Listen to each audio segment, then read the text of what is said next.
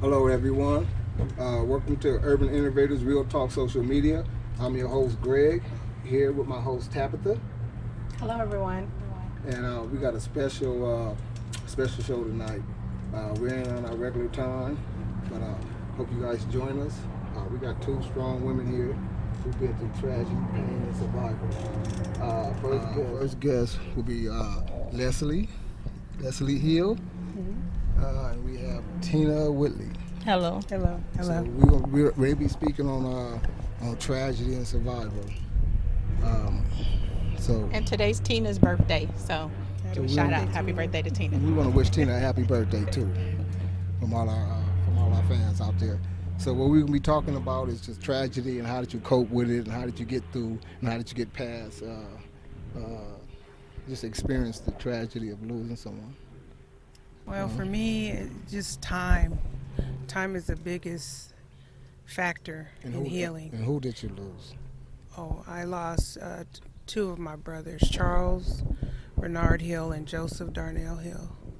So Charles was killed in April 14th, 1992, and Joe was killed on October 19th, 2006. How was they killed? Well, Charles was shot and killed by the Riverside County Sheriff Department, and Joe was shot and killed by the Riverside Police Department. Before we move on, we just want to make sure that you understand that we give you our sincere condolences on your tragic loss, Thank you. and we appreciate you taking the time and sharing your story with the public because it's very touching, and a lot of people don't like to share their truth, but we appreciate your time, energy, and effort in sharing your truth, your hurt, and your pain. Thank you. Thank you. I appreciate that. And Tina? Well, I lost my son in 2005. He was murdered, shot and killed in Rubidoux. Most people already know who he is, DeJuan Jones. And I also lost my daughter in 2013 from a blood clot that went to her lungs and caused her a heart attack. And the way I deal with it is through God. Mm-hmm. So today, what's the purpose of the day? What would you like the people out there to know uh, about you guys' story, about you guys' experience? Well, I just want people to know that we live in a society that's so insensible. I mean, we're so desensitized and we move on from one thing to the next, but there's a lot of people out here still hurting. Right. Still hurting. And if I didn't have a relationship with God, I just don't know where I would be, because when Joe got killed, I was in a really dark place, and there were a lot of times that I didn't even want to live. I just didn't want to go on. I didn't have enough strength. And I really can't describe in words what it felt like. I just know where I was, and I didn't think I could come out of it, because this was a second occurrence, if you know what I mean. And so, as time goes on, it's been like 13 years for Joe. It still hurts. Sunday was his 47th birthday. And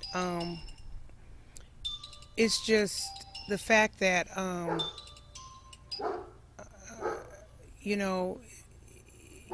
the pain never goes away. Right. You can't pay me for my pain. There's nothing you can give me in exchange for my pain. It is there. And I just want people to realize it's not just us. Right. It's not just People out us. there hurting. There's a lot of people out there. So You're losing trying your brother. Sorry, didn't Go mean to ahead. cut you off. Losing your brothers. What you're explaining to us is that your grieving process took a while, and so in your process of grieving, you had to go through a lot of hurt, pain, and discover some new skills to get through that pain. Absolutely. Absolutely. And I just told myself after they were killed, I didn't want to live a life of bitterness. I Right. wanted to be better. Right. And that's a process. Yes, it is. It's not, you don't get there overnight. It is a process. Did anybody offer you any support? What was your support system like when you lost your brothers? Because you said that you lost your brothers to PD and sheriffs. So, did the community offer you any grief support? Was there any mental health services offered to you? Did your church come out and support you? What was your support system like? Well, my church was my biggest supporter. Good. And my immediate family, my siblings. Um, and I think what people should know is we're not the only ones suffering. Right, right. These people have extended family. They're attached and associated with a lot of other people. So I'm not the only one that's hurting. Yeah. I have brothers and sisters. After Chuck was killed, my mother died 8 months later from grief. I mean, it just broke her heart. So we're not the only ones that are affected. So Right. really, and I mentioned that in one of my last podcasts, is that people need to understand the ripple effect. You know what I'm saying? Understand the ripple effect of our actions. You know what I'm saying? And that it just don't. It's not just directed at the victim. You know what I'm saying? Or you know what I'm saying? Yeah. And it goes down even further to the children and the unborn children, like I was saying, because like you're saying, mentally and psychologically, it do affect us, and we do have a emotional roller coaster going on, and that we're not in our full capacity when we're dealing and nurturing our children, and then they nurture their children, they ain't in their full capacity. So we really do need to understand the ripple effect Right. of crime. Yeah, like losing your mother is nothing like losing your child. I never thought I'd lose my child at such a young age. So it's the pain is so agony. So birthdays come around. I look at their children, stuff like that, and brings back memories. Like today, I buried my daughter. The hardest thing for me to ever do is to have to get the family together and decide how we was going to bury her or how we was going to cremate her. So we end up cremate her. So I still deal with that every now and then because I can't go to the grave and pay my respects to her. So your grief continues. Continues on, yes. Right. So So I that's just- one thing the community and people have to understand. The Right, grieving right. process doesn't stop after someone's buried. The grieving process doesn't stop after a continues. court case is closed. Right. When you lose a loved one, the grief continues, and so you still continue to need the support of Right, whoever it right, is in your right. family that's supporting you, and you also need time. You need time to heal, time to Yeah. develop new skills, and it just seems like what you said, Tina, your the anniversary of burying your daughter, it triggers Right, the emotions right. Most as if it definitely. already as if it just happened. Yeah. And so and today's your birthday. Right. So So, I have my little ups and downs today, but I said I'm going to get through it. You fall, you get up, So I had my little moment. Now I'm going to get through this. and you have to stay strong. Why? Because you have other I people have depending I have on you. children. I not even just my children. I have looking at me. I have friends because my son had a lot of friends. He was a real known young man. Yes. So he had a lot of friends, all colors, all types of races. Right. So he was known. So I wasn't the only one hurting. He had friends, he had cousins, aunts, uncles, grandmothers, and etc. Right. People that also loved him. So they deal with Right. the same thing too as well. So you're strong for your community. You're Yeah, strong for the correct, family, not right. just yourself. Right. So you Because people look at me right. as a parent, as a friend, as a mother, Right. as an aunt, uncle. So they look at me to see how I'm reacting Right. on things like that. But all my strength comes from God. Right. I agree. Leslie, how do you keep your family strong? Because I understand the ripple effect of this, and I can understand how it can break your family up as well. So how do you guys stay together? How do you keep your family together, coping with two brothers? Well, loss? we pray a lot, and this is the thing with grief. Everybody doesn't deal with it the same. Right, correct. Some of my siblings, it's even today, it's hard to talk about. It's just like they don't want you to bring it up, and I can understand that. So it's difficult. It's very difficult. It hurts. It's a pain that you can't even describe. Can't imagine. And, very disheartening. I think I struggle with the most as I wonder about their potential. Both of them had great potential. Chuck was in college. You know, he had the potential of going to the NFL. Joe had just graduated from college, and he was going to be in a jazz band. And, you know, he wanted to make it big. And and I think about that. Chuck never had children. He never got a chance to get married. Joe had one son. And it's just, you know, that's the part that haunts you the most. I think, I don't want to say haunt, but it's the things that I think Keep about. coming the back. most. Yeah. And that's the part you can't get away from, you know. And we wish we could forget, you know, but you just can't. Yeah. And so some of my siblings, they're still, it's traumatizing. Right. It affects you in a way that a lot of people have not been impacted.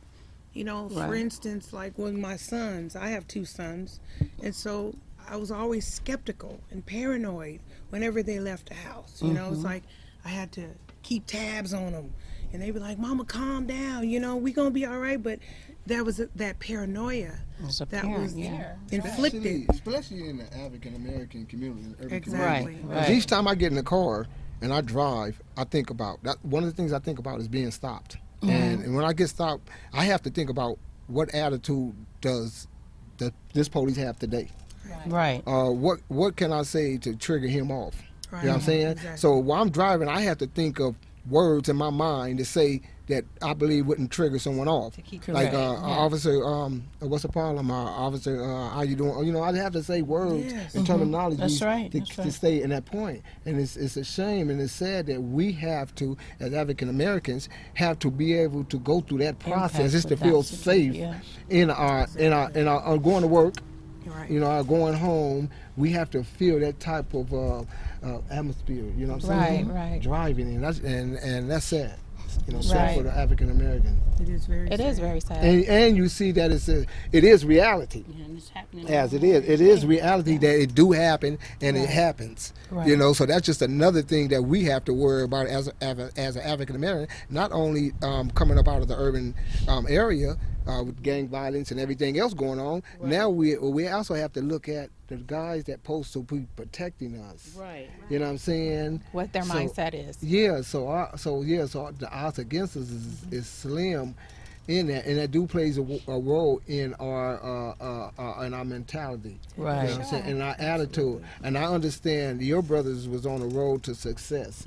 Compared to you have guys that's out there that's not fortunate, not that fortunate to be able to have that thinking, which validate they thinking of, you know, I have the entitlement to do this. I have a sense of autonomous mentality that we govern this because the officers care less about us. Right. Right. Feel what I'm saying? Right. So that validates my attitude to be able to think that I can do what I want to do. But you know, I want to say this to piggyback on what you were saying. That's what I did for a long time. I thought, you know, they were successful. They were never in a gang. They had no criminal past. They didn't have. I used to find myself. They didn't have tattoos. They didn't have piercings, and they didn't have all the trying to justify it. But I had to tell myself. Like, even if they did, that doesn't give them a right to take no their life in that justification. manner. Right. You know, my brother Joe was killed over a traffic stop. You know, And I remember a you saying there were California stop, witnesses. like so. You know, and I found myself trying to say, well, he didn't have no warrants, and he didn't. That shouldn't even have entered in my mind. I don't have to. I shouldn't have to justify. His life. Yeah. You know, justify the fact What he that didn't do, what he did or didn't do to get. Yeah. It doesn't You matter. deserve that. You know, I have a hairdresser. Her brother, James Ingram. He was shot and killed in San Bernardino, and he did. You know, he had a minor fractions here or there, but he wound up getting shot. I mean, pretty much shot in the head. I mean, that's not a way to present or come up against African American men. Right. It's too many of them. It's too many of them being shot down and killed for what? Unarmed. I mean, Unjustified. they were Every all day. unarmed. I could see if they were armed, but they were unarmed. How do you wind up dead? You know, and so it shouldn't have to be, even if you were in a gang, even if you did have a criminal plan. If the fact of the matter, if you were unarmed, there's another way to approach that. Yeah, There should be another way to approach it. That's how I feel. I agree. too. And what happens is that when a life is taken, now the side effects of that is you have people mourning and experience that trauma, reliving that trauma on a regular basis because that's your loved one. And now you live in fear because you're reliving the trauma that happened to your loved one. Right. And so where's the support and the help and the cry for the African American man or woman that's being stopped and afraid to move about within their community? Right. Like, what's the resolution? We need a resolution. And that's our reality every day. We have the realization is they're never going to be. That's right. And just like I said too, the person who killed my son, he's in prison, but he can always have, visitors. He can call and pick up the phone and talk to his mom. He can have barnyard visits, where he can also have children. And I can't get a phone call. I can't go visit him. He's gone, I have to live with the death. It's permanent. Yeah. That's God the bless thing me you- I'm with so sorry. two grandchildren, Right. but, of his. So I Yeah. thank God for that. You have to live with the reality they're never coming back. You can't say I love you no more. You can't pick up the phone. It's over. And it's just a reality that just plays over and over again in your mind, And the way they went, it's horrible, but I have to just pray a lot, that, Stay prayed up. and I'm not mad. I'm not, we need law enforcement. I'm not saying that Definitely. law enforcement is bad. That's not what I'm saying. Right. But what I am saying is that we need to redirect our approach when we approach African American men. I don't know what the fear is. We're human beings. We're people. We bleed red blood just like anybody else. Right. But it's just like you feel like there's a fear, and that shouldn't be. And it's just not with law enforcement. It's in society as a whole. It's each other, like black on black crime. Me separating the law enforcement from the community mentality, criminal mentality, right? And I was saying that I can see how the community, specifically gangs, how their mentality can be validated. You know what I'm saying?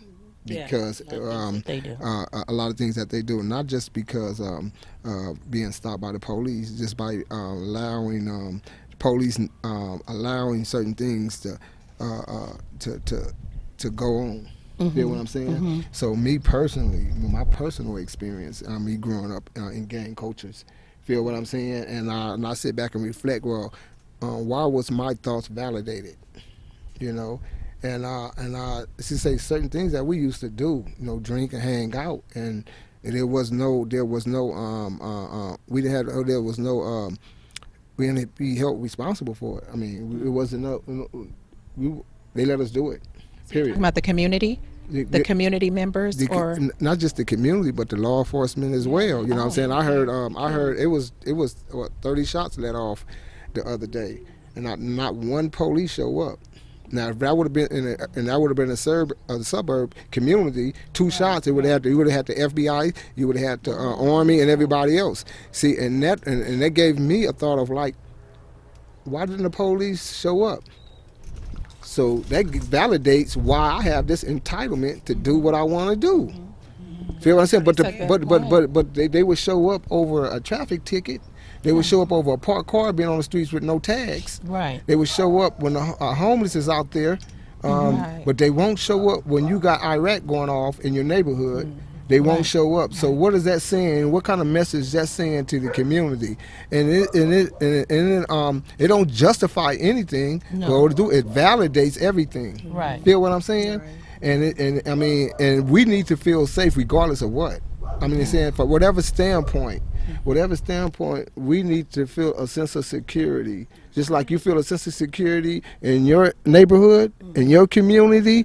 I mean, like you said, as human beings, we are human beings, and we need a sense of security. Feel what I'm saying? If I want to say that there's one bad apple, two bad apples in the police department, then there's one or two bad apples in our neighborhood. Should a full neighborhood be held responsible? No. Feel what I'm saying? Or should I hold the full police department responsible because you got two bad apples in there? Feel what I'm saying? So I think there is a lack of communication going on between that relationship.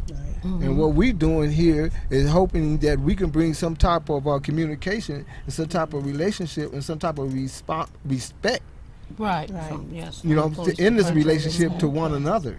Feel what I'm That's saying? right. And I think that's what we need to bring that gap. Feel what I'm saying? Because not only is our women and our mothers and fathers falling victim to just gang violence, is falling victim to violence, period. Right. Whether it's coming from the police department, Exactly. whether Yeah. it's coming from gangs, Right. whether it's coming from whatever, Exactly. it's all the same. Right. It's It a- is. it's A pain. loss is a loss. You leave in pain, tragedy. It's all Yeah. behind. On both sides. Yes. Feel me? I mean, I want to talk about not just from my loss, but all these people. You know, all the mass shootings, all the boat accident, all those people that the whole family. I mean, we're talking about a world of pain, and there's a lot of it out there. And we need resources. We need communities to come together and check on these people, Right. because everybody doesn't deal with pain the same. That's true. And we don't know what we're breeding. Are we breeding more people that is going to cause more damage? Because, you know, they always say the abuser always be abusers, or the hurt always hurt others. That's not what we want. We want people to get healed and be able to talk about their pain and be able to get past their pain. You're not going to get over, but you can get past your pain. Yeah. And you can live a fruitful and happy life. Right. I'm happy. That's right. Sometimes I get sad, sometimes I cry, but for the most part, I'm happy. And tell the community how you got to the point where you were able to get to that space. I just, you know, I really started to get involved. I would go to the Riverside Police Coalition meetings every month. I talked to other people. I prayed a lot. I went to church. I read my word. And then I have a sisterhood. I have friends. I have my family. Thank God. But there's others may not have that. Right. So that's why we have to rally around. We ought to care. We can't get so consumed in our world that we can't help each other. And that's the only thing I can say. Is like we got to get out of that. And, you know, take Right. time and make time. And another thing, we can't be saying, well, that's happened to your family. Right. We That's don't not wanna my do that. problem, you know, and that's not fair. No, we don't want to do that. We don't want to do that. We won't, not at all. Right. So, you know, and Tina had expressed to me, like, when her son got shot and they called for the ambulance, they never came. They never came. They called and said a man was shot. We need an ambulance. Never We got need a they paramedic. So that's another validation. Right. Another valid. That's another validation that I'm doing. Evidently, what I'm doing is not that serious because who's showing up? I Nobody. mean, except I'm on the other side. You know what I'm saying? So I mean, That's tragic. yeah, that and they is. I deal with validate. it every day, you know. They validated. I mean, back when I was in my criminal element, they validated a lot of my actions. You know what I'm saying? Just by that. You know what I'm saying? And I had that street code of, well, he's a gang member. I'm a gang member. He understands the codes of the streets. Right. Feel what I'm saying? As gang members, and what happens here, and that was that autonomous mentality come from. We have autonomous. We govern what we govern, and there are no outside agencies affects what we govern. So he know the rules like I know the rules. Feel what I'm saying? And when the ambulance don't show up, when the police don't show up, it validates that. Feel what I'm saying? It validates that thinking process of mine. Feel what I'm saying? What happens, everyone in the community doesn't live by that code, even though Exactly. everyone in the community is affected by that code. There's grandmothers, there's children, there's moms and nieces and nephews. They don't have no clue to that code, They don't but they're un- affected. Yeah, exactly. And see, and that's the ripple effect that Negatively that's the affected. that's the ripple effect of our actions that we don't understand. We don't understand that Me out there playing my music at 3 o'clock in the morning affects John that's in the house that got to get up at 3. See, Right. one thing about it is that I'm not even thinking about John. I'm not even thinking about my music is affecting John because Right. I'm in my own little world. I'm in my own little autonomy that that don't affect me. I'm not even thinking about the house across the street. I'm thinking about what I'm doing in the present right now. Feel what I'm saying? And that's what we have to be able to recognize and understand, that our actions, that my music is affecting this house right here. Just be more considerate. Yeah, Exactly. we need to be more considerate. You know, do. and that's in everything that we do. So tell me, what was your? I mean, understand where you're at right now. What was your success? I mean, where you're at now. Well, my family, my husband, church, praying. Stayed praying for my insanity. Yeah. For my insanity. Absolutely. So that was You know. part of your self care. Yeah. Is just to pray and to seek the higher power. Higher power. You got to, because there's no other way.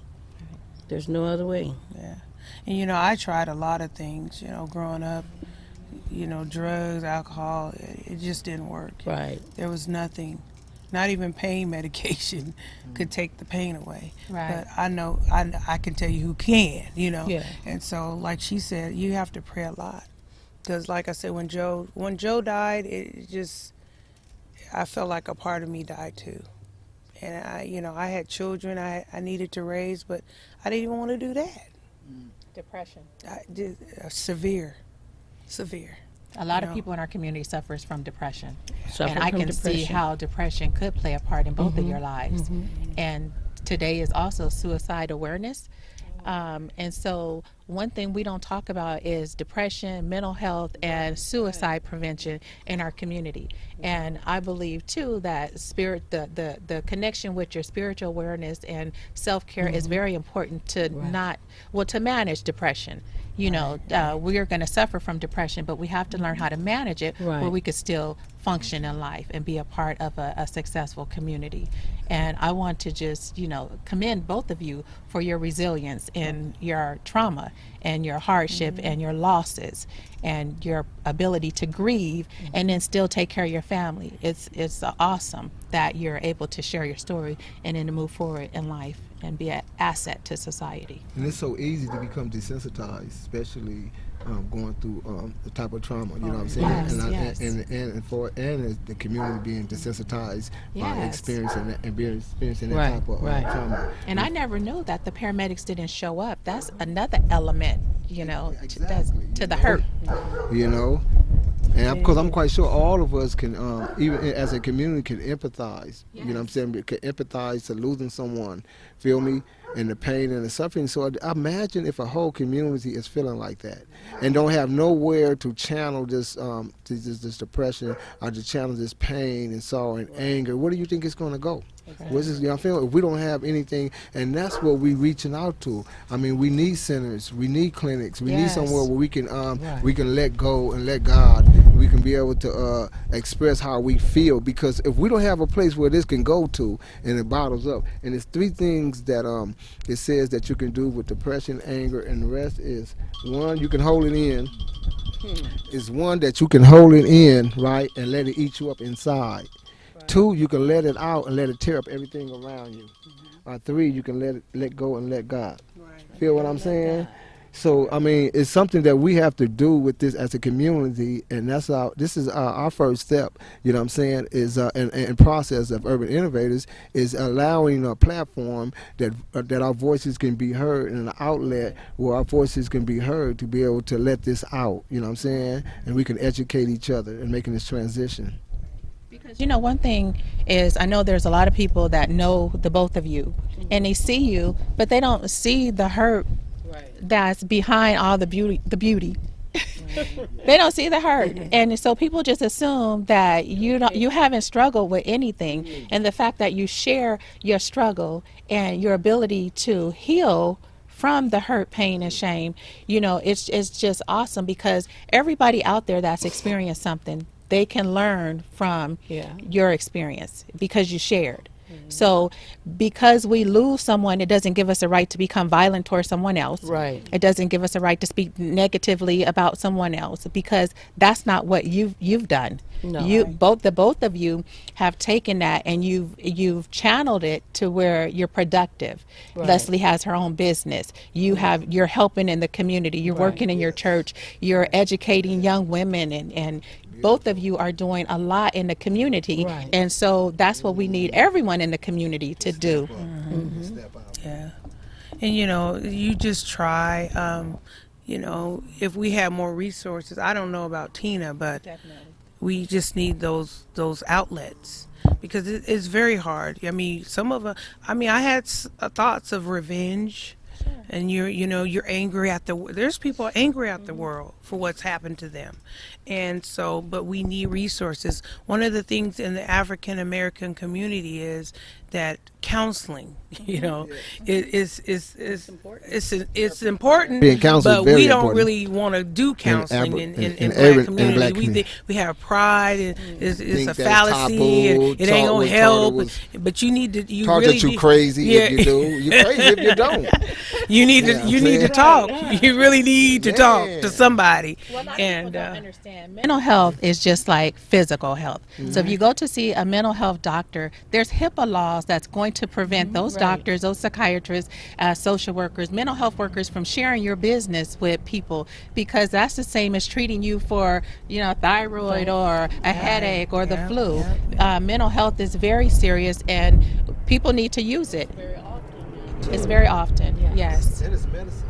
It's medicine, This is mental yes. medicine. A lot of us, like you say, in It's the a treatment. urban community believe that it's taboo. But I went through the whole process. I went through the whole process of psychologist. I went through the whole process of therapy. And I think that was the best medicine I ever had, because I was allowed to go into myself and find myself and be able to share myself and my pain and my sorrow, my experiences with another human being. Feel me? Right. You were You know able what I'm to saying? explore things that you had suppressed. Suppressed Right. from a young age. And if you go in there and you see that 10-year-old was still in there, even though I was in a man's body, but that 10-year-old was still in there afraid, you know what I'm saying, and hurt, and didn't know how to respond but through anger. Right. Feel what I'm saying? And Because I, that's Right. the defense. and the anger turned into rage. See, Right. I'm saying it wasn't just anger sitting up in there, it was rage that was sitting up in there.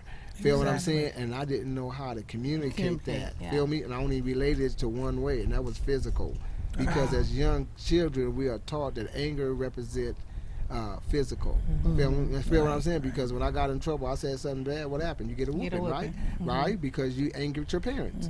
So in the streets or wherever else in any relationship, if you anger me, I only knew one outlet, and that was physical. Right. Because we was taught that in the household. Right. Feel what I'm saying? Right. It was a misinterpretation of what anger is. Only when you step into rage, feel what I'm saying? Right. Then that's when it becomes explosive. Right. So we have to learn now to be able to deal with this anger and understand that it's okay to be angry. Right. You know what I'm saying? Right. Just don't let it turn into rage. Exactly. Right. Yeah. And as a community, I believe right now that we're on the level of rage because so much have happened to us. Oh. Yes. And we are being treated as if we're fifth, sixth class. That word. Feel what I'm saying? And I brought that up on one of the podcasts. You know what I'm Right, saying? right. And I'm reaching out to community leaders. I'm reaching out to politicians that not only are we stepping up, but they need to step up as well. Feel what I'm saying? Because we don't want this rage to turn into more losses. Right. Feel what I'm saying? Exactly. You know, Exactly. so I mean, street lights, centers, whatever. You know what I'm saying? Just reaching a hand out. Yeah, that we need to be able to be healthy. And our environment do play a role in our thinking. Like I mentioned before, if I hit 30 shots and you don't come, then Right. that validates my thinking. If my neighborhood is tore up and it's trashy, then that validates my thinking that nobody care about Nobody us. cares. So why should we care about ourselves? If I Exactly. go to a neighborhood or to a park where it's nice and neat, then I'm gonna be nice and easy in my thinking. Mm-hmm. I'm gonna Right. feel good. I might want to That's move this. true. I might want to take this trash off this bitch because I don't see it nowhere else. Okay. But if I see trash all over the place, then I'm gonna throw my trash That's down true. there. Feel me? But that's Right. what it's supposed to That's be. Exactly. true. So Exactly. politicians, this is how we Social think, injustice. and we think like that because the environment is created like that. So I ask you guys to step up, whoever you are, that we pay our tax money to step up. Right. So we don't create more victims. Right. Bottom line, we don't want more hurt parents. Right. You know what I'm saying? Daughters. Feel what I'm saying? Right. So whatever the purpose is, it needs to stop, and we need to get together. We need to communicate. Right. And even me? if, they came up with ways for us to raise money in I come from Rubidoux, and I love Rubidoux. That's where I come from. My parents told me you never forget where you come from. right. Never forget where you come from. And so I'm willing to do whatever it takes to increase and change and modify, renovate, renew, whatever you want to call it, What do my we do? community where I come from, so that the kids that are coming from behind me will have a great outlook on life, and like you said, your environment has a lot to do with your perspective and your way of thinking. And so whatever I could do for my community, oh yes, absolutely, I'm willing to do. If we need to improve a park, if we need to pave a road, if we need to get some new equipment in there, what do we need to do We need a to lot. improve? I'll tell you this. I had an opportunity to go to China a few months ago, and the greatest thing that I got from there, it was the cleanest country I'd ever been to. Now, maybe, I don't know if they could clean up 4 continents before I got there, but the one thing I know, there was no trash, no gum, nothing, nowhere. And so when I came back to America, I was just like ashamed of all the litter and stuff. And so I said, I'll never throw nothing on the ground. If I have to walk 2 miles to find a trash can, I'm never, because I love my country. And that's the attitude we got to have about our communities. We got to love our community to the point where we're not going to destroy it. That's what we got to do. And like in Rubidoux, Rubidoux, I ain't gonna say it was all black owned, but it was the majority of it. And I don't understand why we don't have it sold up. Look like it's black owned anymore. It doesn't know. It doesn't it's not. look like. It's not. And then have you ever asked a youngster, what do they want out of life? Does people ever ask them? Just stop and ask them, what do you guys want out of life? What do you want to see happen in your life? Right. Instead of seeing them down there shooting dice, Right. or with Right. a 40 ounce in their mouth, or a blunt, or something like that. You know what I'm saying? Right. Pull them to the side and talk to them. They need, they need guidance too. They need a platform because everything that I reflect on, I go back and empathize with. Right. Why? Because I was there. Feel what I'm saying? So when I look at the youngsters doing what they doing, right? You know what I'm saying? And I don't justify it, but I can empathize with it because if they don't have a platform, don't have anything to No outlet this go, resource you have to remember who we speaking with. We're still speaking with 6-year-olds in men body. We're still speaking with 10-year-olds in men body. So, you know what I'm saying? If they don't have an outlet to let this anger out, you know what I'm saying? And say, you know what, a classroom, a center, or anything to come and do, able to come in there and make it available for them to come in there and say, we're having a group today. The group is about anger. The group is about finance. The group is about how you feeling today. And why you feeling like this today. Right. So they can let this out. They don't have an outlet to let this out. Right. And that's what and as community leaders and representatives, whether you're in church, or whether you're a representative of a church, or representative of a group, let's open up some doors, because the only way that you can get to me spiritually is get to me mentally. Okay. Feel what I'm saying? And That's right. emotionally. First of all, I totally first of agree. all, you know what I'm saying? Because right now, God was my emergency kit.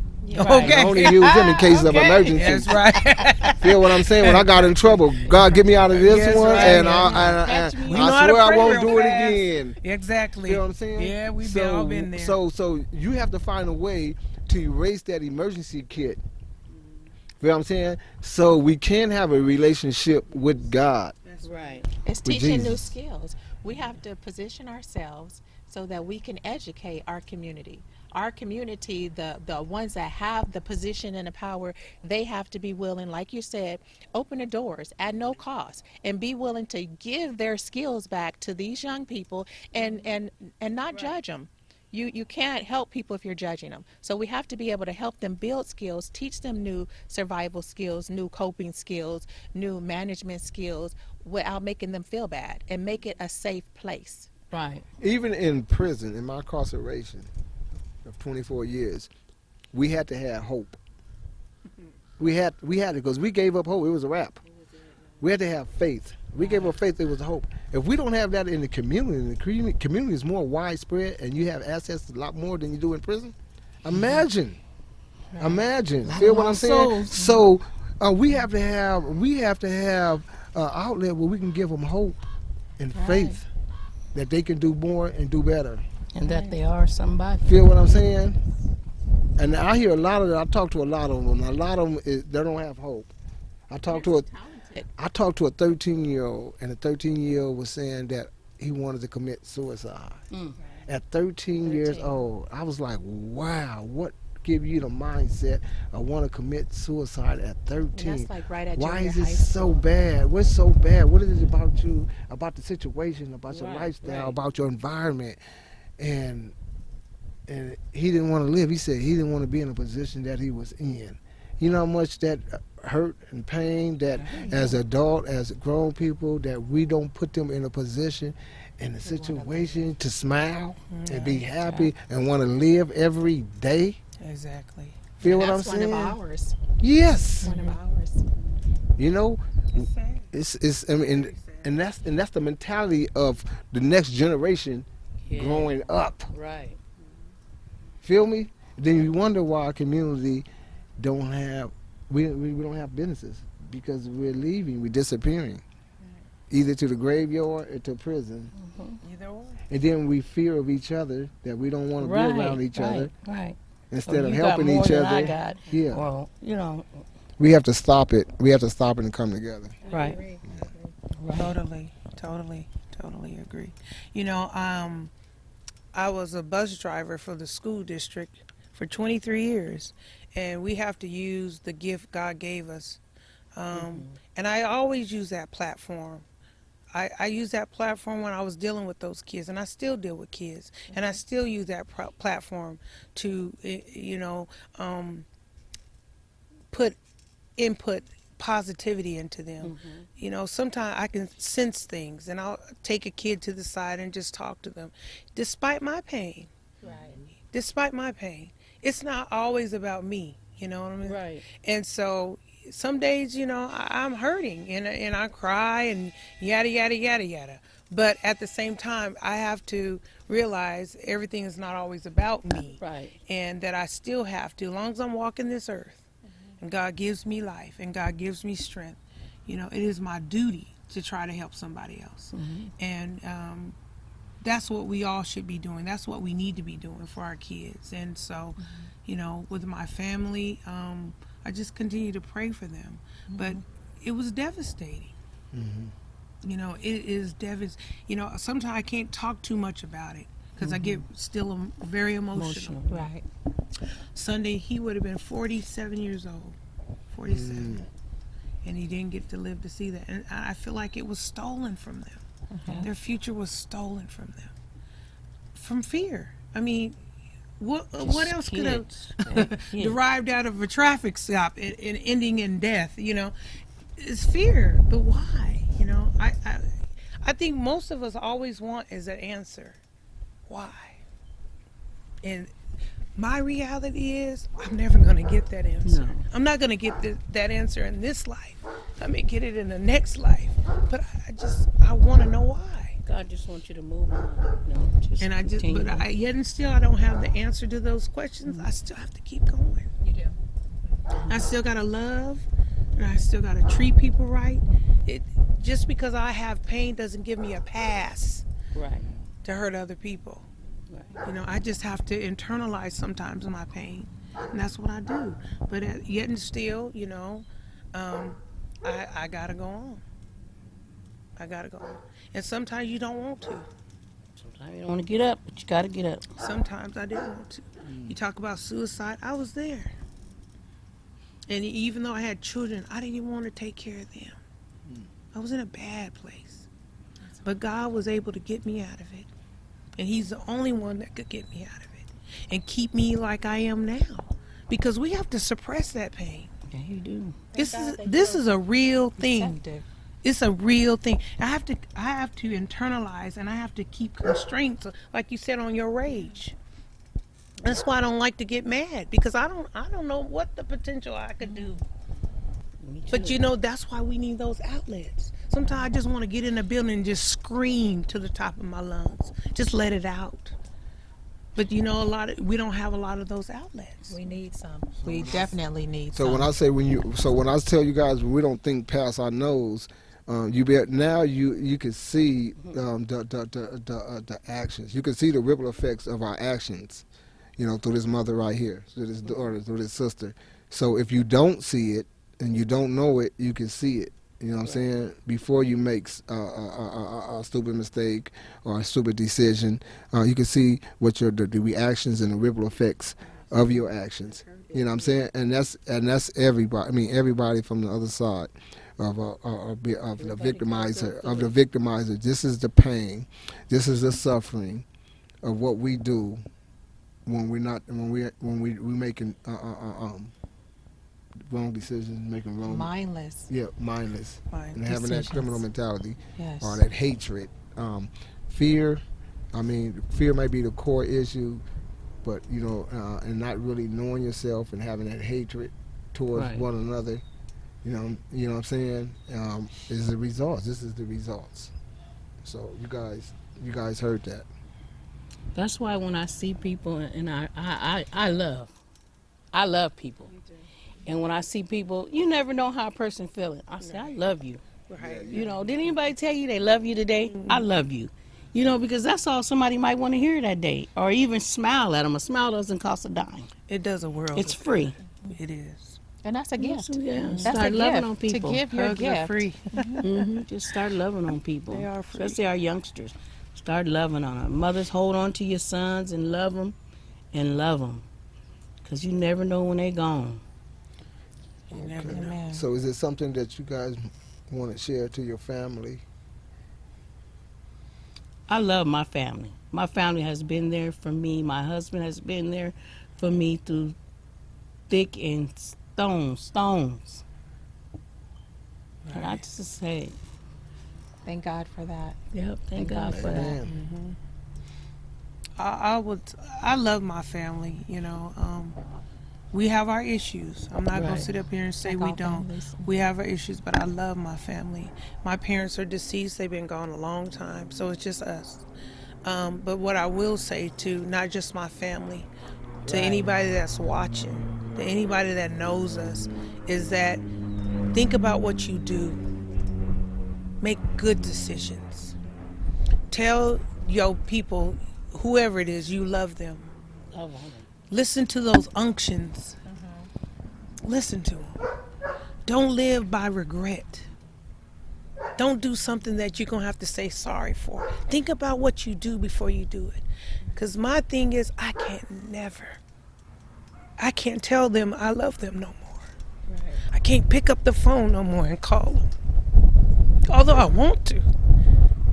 If I don't know if I could pay for it, Greg, I would.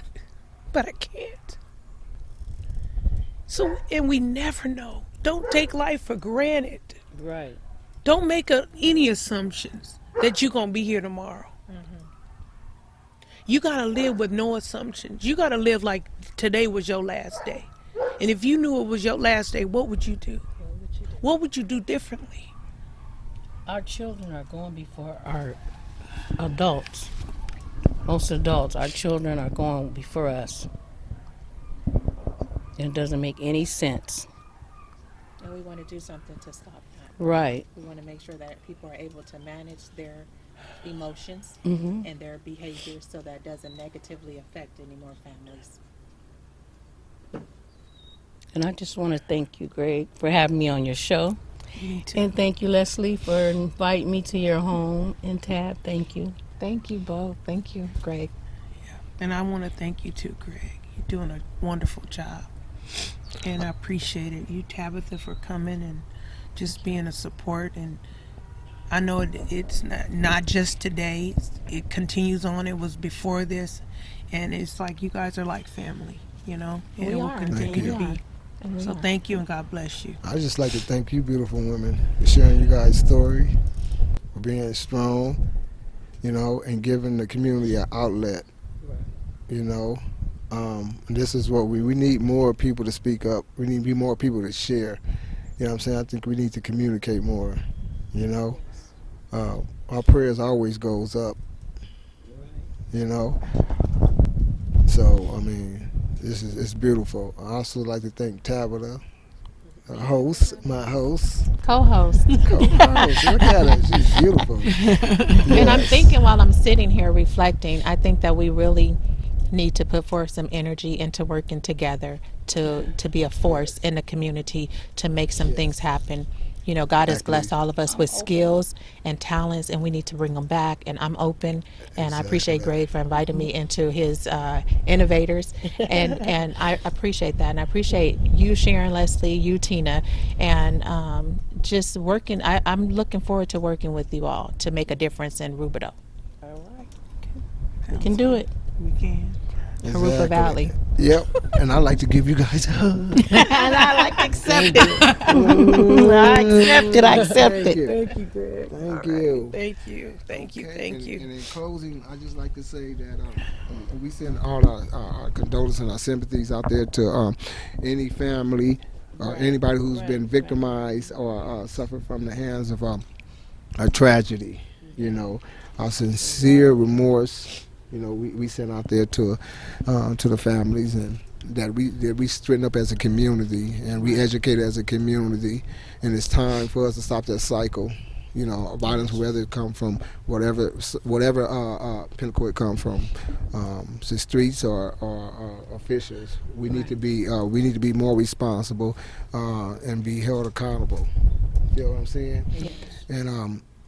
And that's Urban Innovators. That's our purpose is to accountability. Our purpose is to give the community a voice and start this process of healing. Yes, definitely. You know, definitely. and that's the purpose of Urban Innovators Real Talk Social Media, and hopefully that we're on the road to that, and we will continue because I know it's a divine purpose that we do this. Amen. Feel me? So, yes. So, Yep. in closing, I could say we thank you guys for watching, for tuning in. Many blessings and prayers, and we see you guys next time. Okay. All right. Thank you. Thank Urban you. Innovators Real Talk Social Media Network signing off. Thank you.